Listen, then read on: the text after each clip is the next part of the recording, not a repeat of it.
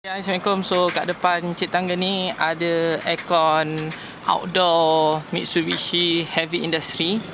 Okey, aircon blanket lah. Ni outdoor dia.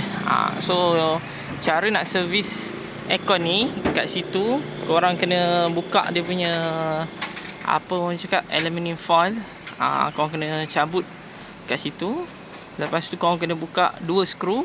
Lepas tu korang kena tanggalkan filter dia dan cuci. So sekarang ni kerja-kerja servicing sedang dijalankan. Tu nampak tu. Tu aluminium foil. Right.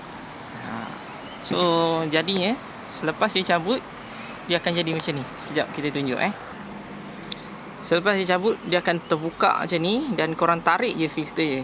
Filter dia slot, dia ada 2. So macam ni. Dia 1, 2.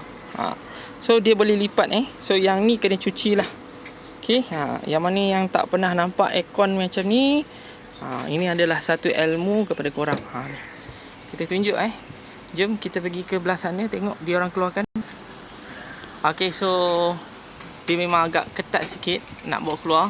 So kena guna plier. Macam tu je slot dia.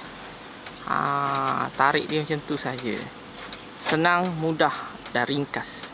Tapi perlukan tata cara kerja SOP harness, topi semua kena. Okay, alright. Itu saja perkongsian Cik Tangga buat korang.